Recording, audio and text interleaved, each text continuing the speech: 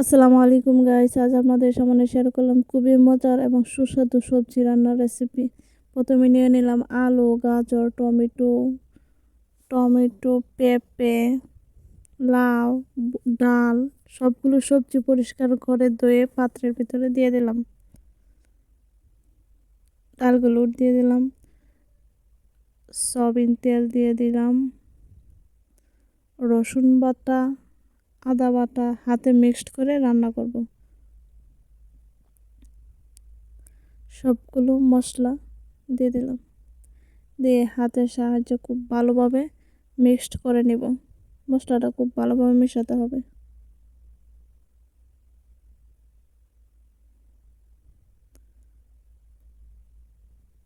পানি দিয়ে চুলায় বসিয়ে দিলাম, দিয়ে দিলাম পেঁয়াজ কুচি,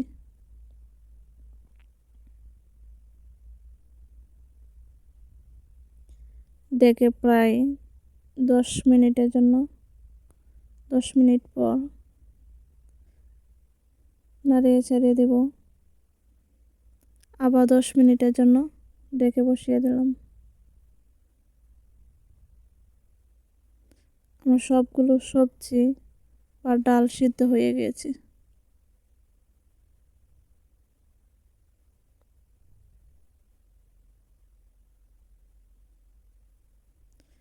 এভাবে সবজি রান্না করলে অসম্ভব টেস্ট হয় খেতে।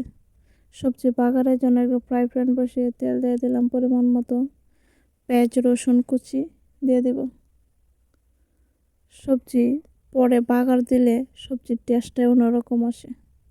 দিয়ে দিলাম জিরা এবং পাঁচফোড়ন,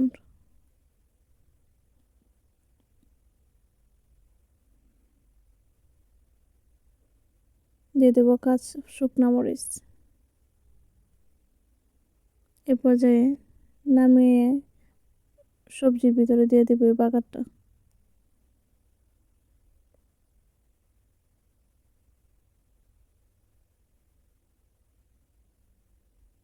ভালোভাবে মিক্সড করে নামিয়ে নিলাম। এভাবে সবজি রান্না করে রুটি দিয়ে খেতে অসম্ভব টেস্ট হয় এবং খুবই হেলদি।